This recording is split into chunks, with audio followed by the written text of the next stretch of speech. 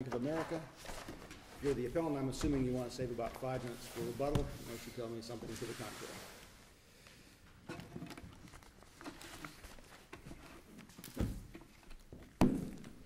May it please the court. I'm Mark Stopa. I represent the appellant. I do request 5 minutes for rebuttal. I represent a homeowner who hadn't paid her mortgage. I'm not asking you to like my case.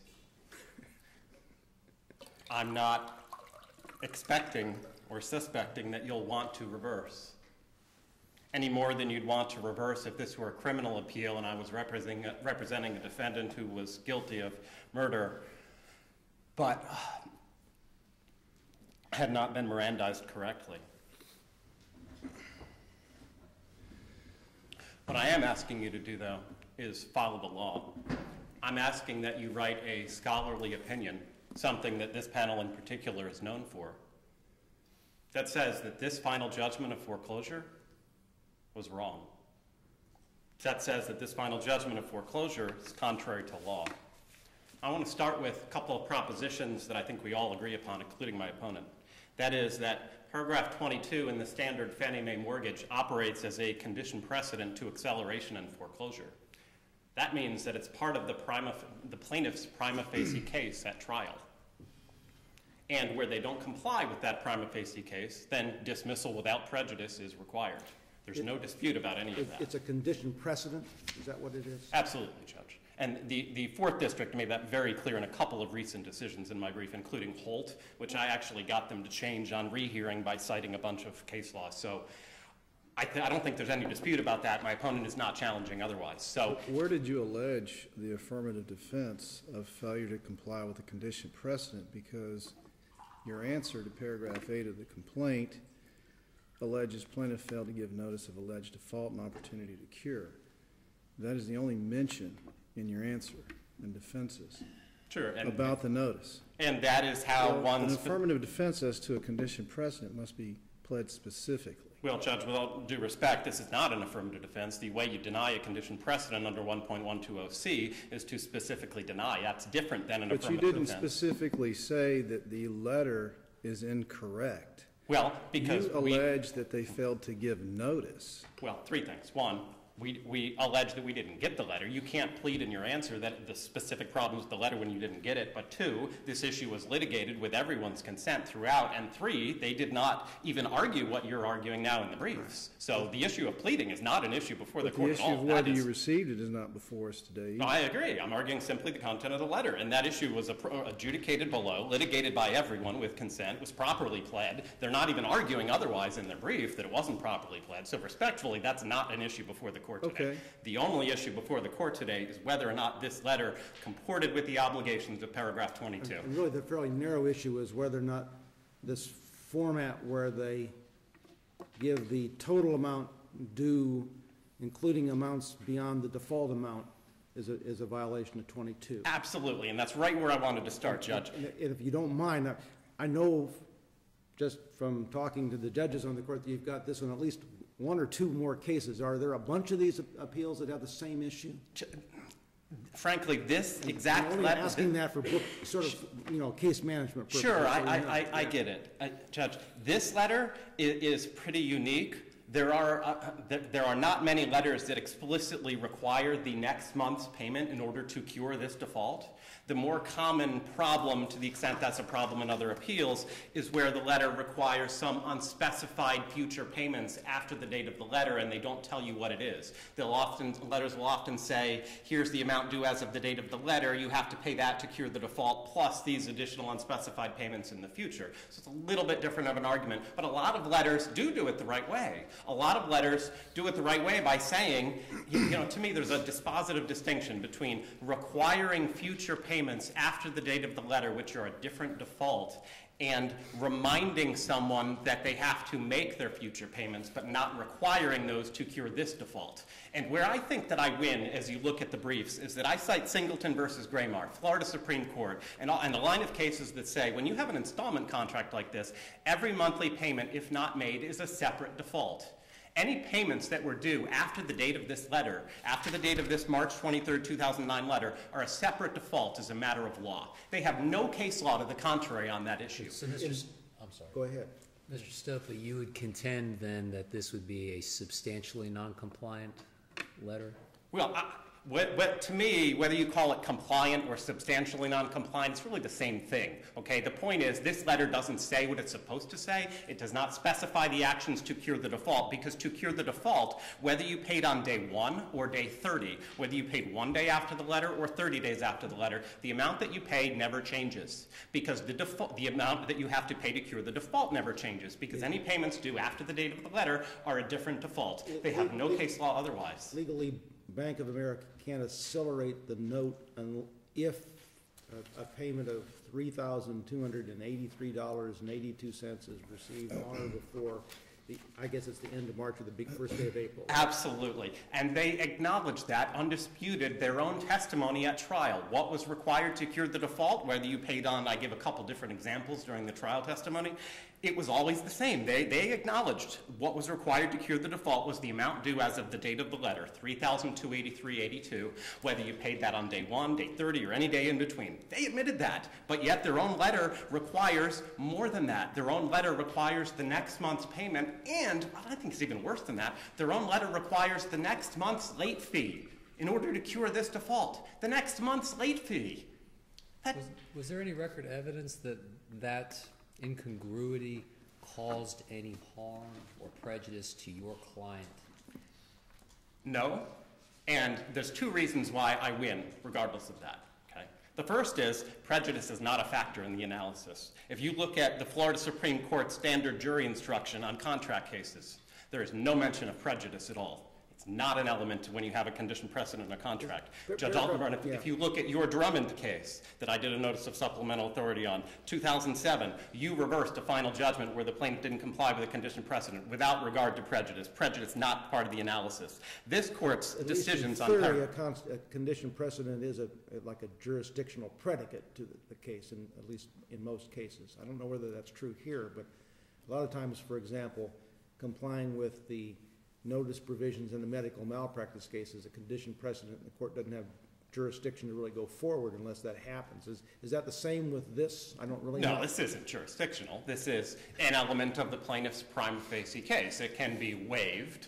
It can be complied with. It's certainly not jurisdictional. I don't think anyone's contending that. So if you didn't deny the condition precedent, it could be waived, apparently. Absolutely, and that happens all the time in lower courts throughout the state. Okay. So, but this court has issued 2 paragraph 22 decisions on the content of the letter without regard to prejudice. Prejudice was not a factor in Judy. Prejudice was not a factor in Busquets. This court in both of those cases looked at the letter, set it next to paragraph 22 of the mortgage, and you decide as a matter of law, does the letter contain the requisite information? That's the analysis without regard to prejudice. So I submit first that you can't go make prejudice part of the analysis here, certainly not without going in bank, because you're bound by those 2 prior panel decisions.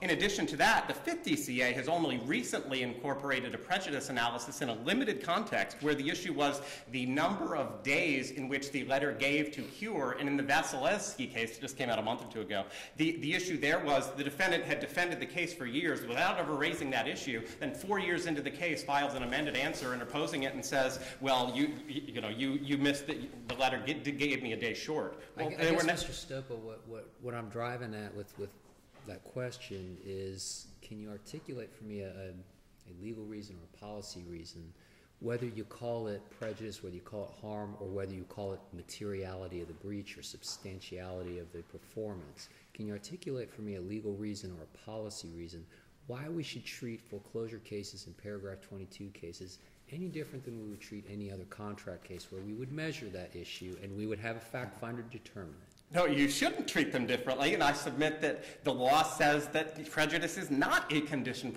is not a part of the analysis for a condition precedent. Look at the Florida Supreme Court's... But materiality is an issue anytime you're talking about a breach of contract, whether it's condition precedent or any other provision. Okay, well then I cite the court, the many cases that I cite for the proposition that it's not the court's prerogative to rewrite the terms of a contract, especially where the bank drafted it, and paragraph 22 is the only paragraph in bold-faced font. Mr. Stopa, let me ask you this. My understanding is, and I'm not an expert on paragraph 22, that this is a, like a jurisdictional predicate. In other words, if you didn't deny the condition precedent, this is a requirement based on federal law, that this isn't all Fannie Mae mortgages, so I'm assuming there's a federal basis. Absolutely. Is it statutorily required in these? There is no statute that requires it, but this is in the state. What's its origin? Where does paragraph 22 come from? I have looked into that, Judge, and my best. Moses didn't put it in the Ten Commandments. I know that. That's what I know. My best answer to that is that, and it goes back many years. I've seen some from 30 years ago. Probably 90% of the mortgages that I encounter have a paragraph 22. They're the standard Fannie Mae mortgage. To me, Fannie Mae is a government entity that created this paragraph in bold-faced font to protect consumers, to give consumers. But at least to your knowledge, it's not something that's compelled by federal law. I don't believe so. There's certainly nothing in the record that indicates that it is, but I think it's fairly axiomatic and just common sense that Fannie Mae created this to protect consumers. That's why it's in bold-faced font. And the next question I'm going to ask you, you speak really fast, so I have to stop you. That happens, Judge.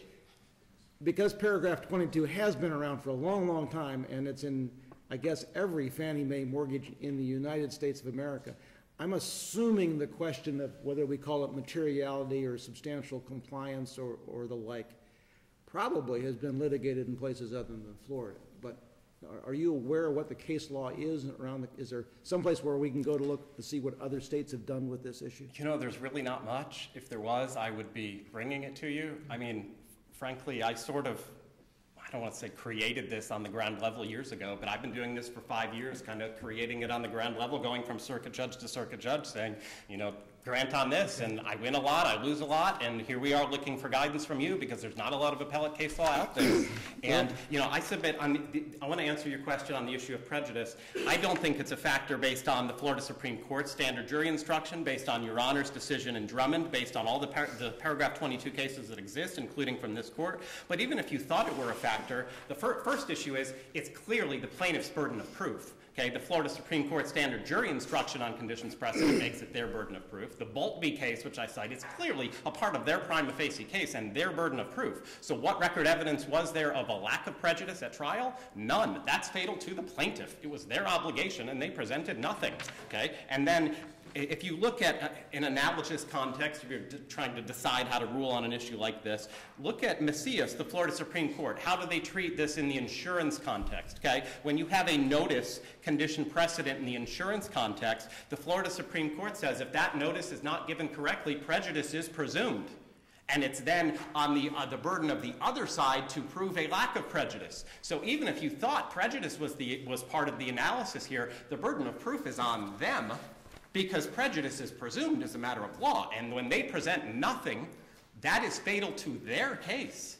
So that's Macias out of the Florida Supreme Court. And Judge, understand, that's in the insurance context, which to me is helpful for them making that comparison. Because in the insurance context, it's the consumer who has to comply with the condition precedent that on the insurance company's policy. Here, it's the bank complying with their own condition precedent that they drafted. There's no reason to cut them a break. Let's get back to the letter. Okay? I think we all can agree that a reasonable person who has a mortgage, who owes money on their house, looks at this letter. It's March 23rd. You haven't paid in February. It's March 23rd. March payments is due by March 15th. It's late. Paragraph 22 says, it shall specify the default. The letter says, you're in default. Paragraph B, the action required to cure the default.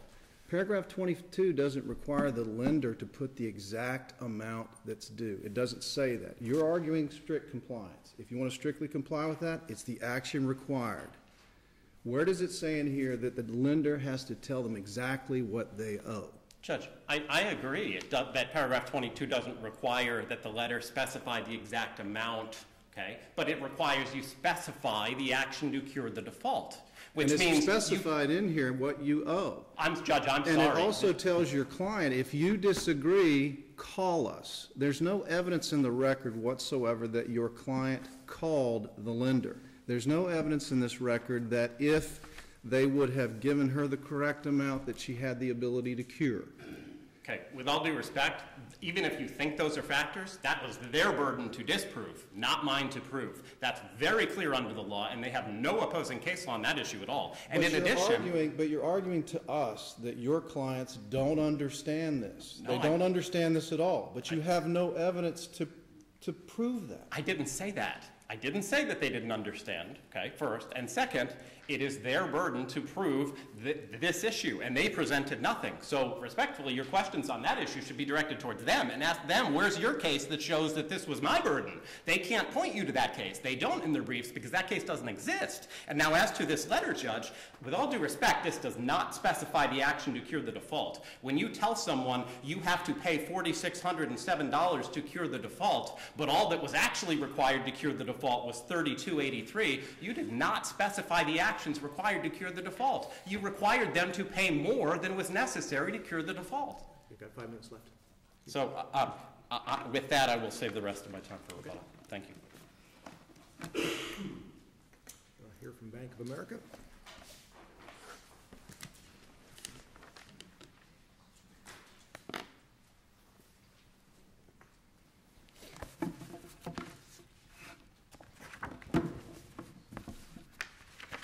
Does the bank in any way concede that the amount requested in the letter was incorrect? No, Judge. I believe the letter Tell us accurately why it's states correct. You know, And if- he's got you started before your name, but you're supposed to tell us your name first. May it please the court. My name is Alan Pierce. I'm with Lieber Gonzalez in Portuando. I'm here with co-counsel John Goddard, Quarles, and Brady in Tampa. We represent Bank of America and the appellee in this matter. And to answer your question again, Judge, no, it's our position that the letter accurately specifies not only the default, but the action required to cure the default. And I think you touched on it, Judge Sleet, that the notice in 2 different places states specifically the amount due today, and in bold letters in the header, it says amount due today. The problem that we run into here is that we're required to give 30 days notice to cure the default, and within that 30 days, an additional regular monthly payment becomes due. But is that additional payment something that must be paid to cure the default? Yes, Judge. Essentially, to cure the default, the borrower has to pay the amount in arrears, and if in this letter, at the end of the 30 days, if the borrower waits to pay until April 22nd, an additional monthly payment becomes due. But if the borrower pays on March 29th and pays that lesser amount, you can't accelerate the note. Even if they skip the next month's payment because you got to send them another paragraph 2 notice, 22 notice, month after month after month. Well, and that's I didn't make the law, but that's how this works, right? At this point, that does appear the way it works. So if So the you borrower, didn't really accurately tell them what steps they needed to do to cure the default, and paragraph 22 does say you shall do that, right? well, respectfully, I disagree, Judge. The notice does say the amount due today. So if the borrower were to pay the amount in arrears, the $3283.82, before the due date for the April 1 payment, the default would be cured. In order to cure this default and to reinstate your loan, whatever that means, you must deliver to us in the form of a cashier's check or certified funds the total sum of $4,607.61. That's just flat false, isn't it? No, Judge, that would be correct. And it says if you fail to act before April 22nd, 2009. So the $4,600. But it's a separate breach, right? This is treated as an installment. It is treated as separate installments. So there cannot be a breach when that installment has not yet even become due. You can't prospectively declare somebody to be in default for a payment that's not due yet, right? Well, no, that's correct. But under paragraph 3 of the mortgage, the bank's not required to accept any payment that doesn't bring the account current. And in this case, within the 30-day window of the notice here, the additional monthly payment. That's a separate issue from whether or not there's a default, though. Right? Because you can't accelerate if they pay this lesser amount by the end of March.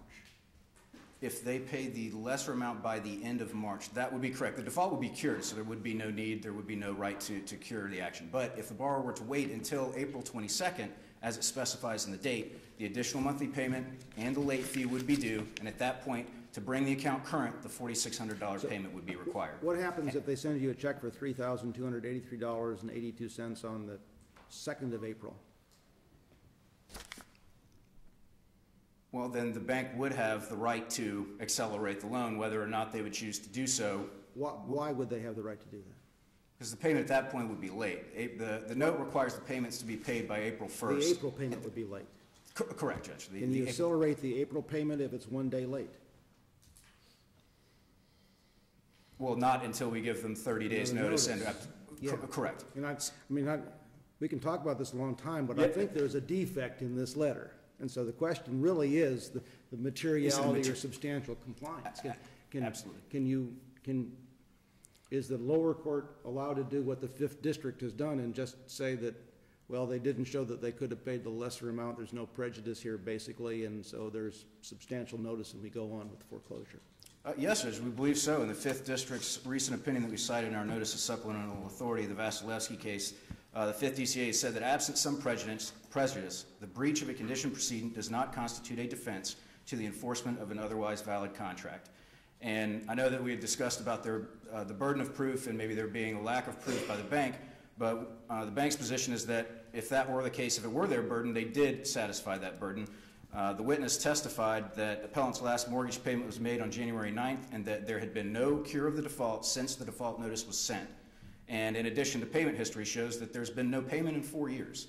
So if the burden is to show that there was no prejudice, then that evidence shows that there was no attempt to cure the default. There was no cure of the default. If they have to show no prejudice, you win. If they don't have to show no prejudice, either way. They win. I mean, this is really what it comes down to. Correct. And I think really what so I'll ask you the same question I asked him. That I would have to think that this issue would have arisen in one of the other 49 states before now. Is there? It seems to be a fairly open area, and as opposing counsel stated, that in looking through and researching this issue, there's not a whole lot out there, and there's certainly nothing in the record or in the briefs that we could point to at this time to really help clarify matters. But we believe that the substantial compliance standard is the standard, and I think it all relates to prejudice, materiality of the breach. At the end of the day, this condition precedent is established as a way to potentially avoid resort to the court. And all we're required to do is... The law, at least right now on standing, is that prejudice is not a prong. If you have a problem with standing at the beginning of the lawsuit, they can wait and trap you with it at the motion for involuntary dismissal at the end of the trial. Well, provided... So if it... Is that a condition precedent the same as standing in this letter issue, the same kind of thing? No, Judge. The condition precedent in this case is really the purpose is to provide notice to, and this is much like, just like in the insurance context, it's the party with the obligation to pay is the one who is required to be notified of that obligation so that they can investigate, determine their liability, and act accordingly under the contract. It's similar to a notice of cancellation on an insurance policy. Exactly. And in the insurance context, the notice is to the insurer, hey, this accident or this injury has occurred, your obligation is to pay this amount. They take a look and act accordingly. In this case, it's the borrower is required to make the payments. We notify them, hey, you haven't made the payments, here's the amounts that are due, and they act accordingly. And if they don't, then the bank's entitled to accelerate and foreclose on the property. And that's essentially what we've done here, Judge. We have fully complied with the requirements of paragraph 22 of the mortgage, or at least substantially complied. It specifies the default, the dates, the monthly payments that were not made. It specifies the amount to cure at the time of the notice and goes further and specifies the amount that would be required to pay if the borrower waits until the end of the 30-day period that they're being provided to cure. And that's essentially all that's required. And well, this notice at least it tells the borrower that they're in default for February, but it doesn't tell them how to cure the February default. And from the letter itself, it seems as if they're going to be in default for March. It doesn't tell them how to cure the default for March. Well, it tells them to make a certain payment within 30 days, which would be in the mid-April. So April would be in default too. So how's this clear? Well, the notice was provided and is dated in March, and it provides that the payments have not been made for February, March, and then if the payment is not made in April, there's the amount. So the $3,200, and this is based on, we're also dealing with someone who, for a period of time, has been making regular monthly payments in the same amount. So this is knowledge that exists.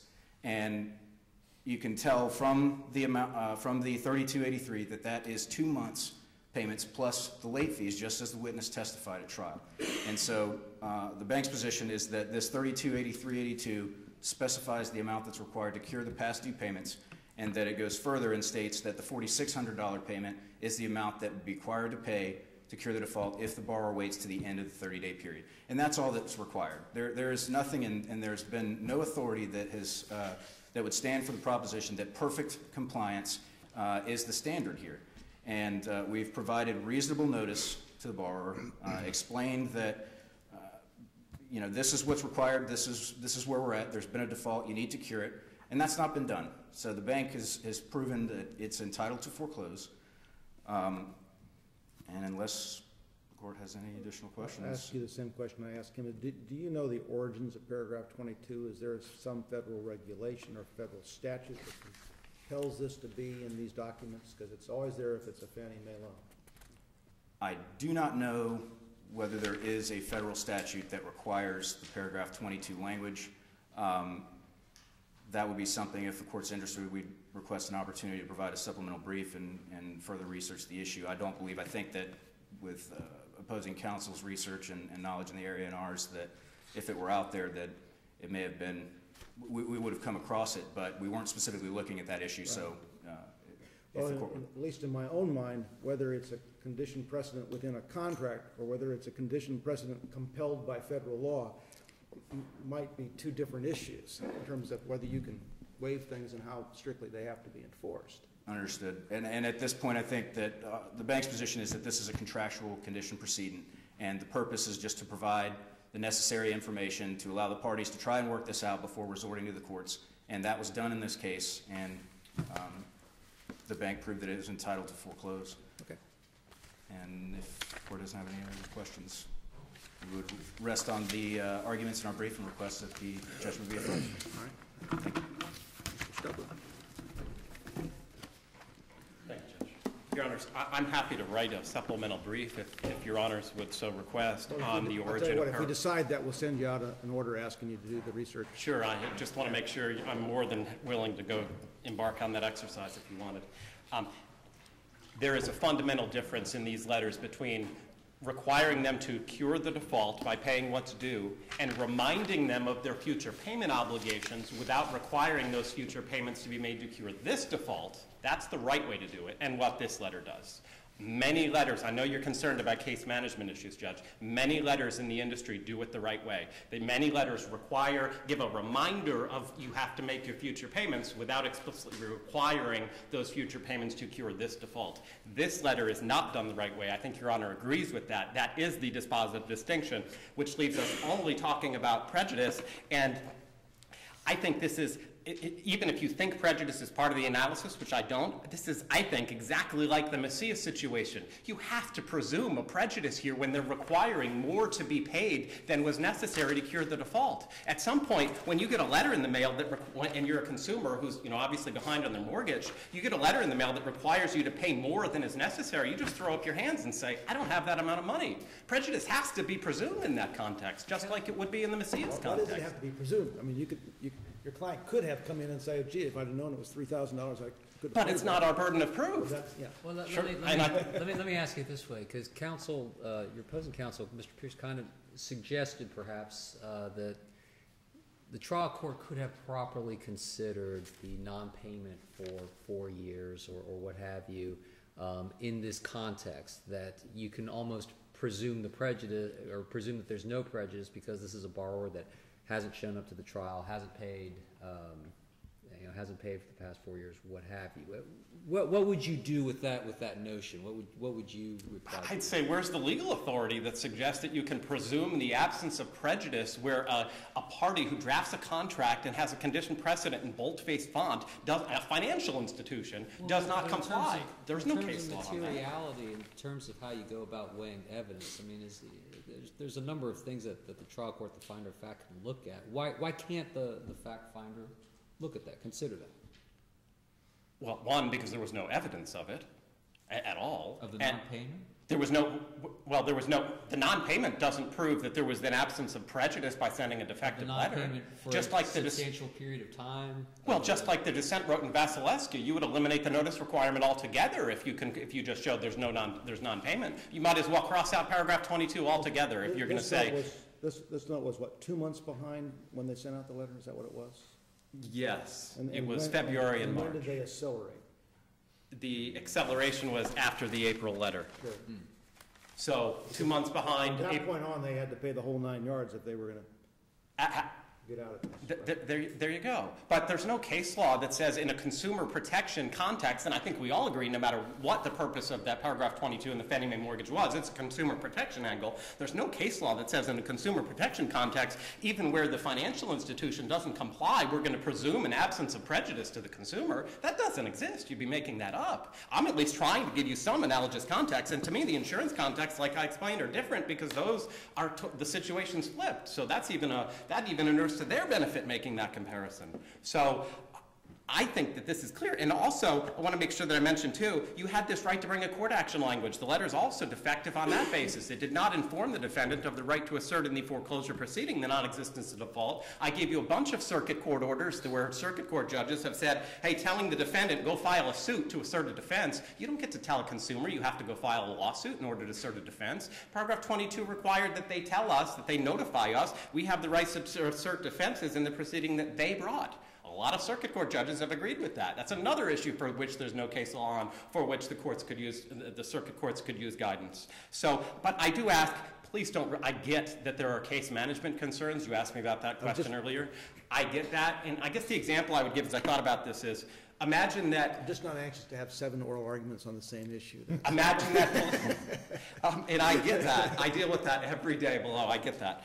Imagine that police departments throughout the state suddenly decided to start arresting people and doing custodial interrogations without regard to Miranda, and you start having a bunch more criminal appeals because of that. You've done that twice, and I would point out that one's a constitutional right and one's a Sure, contract. but the point is still, you still follow the law, right? And if you're going to follow the law for a criminal defendant, you'd still certainly follow the law for consumers. So that's simply the point. And I get the distinction. It's not a perfect comparison. Well, we don't have substantial compliance in Miranda either. Well, we don't have it either here either, Judge, so they are a good comparison then. I'm happy to answer any other questions that you have. I think you all agree that this letter is fatally defective and that a written decision is in order to not only reverse but to give guidance to lower court judges on this issue. Okay, thank you very much. Thank you all.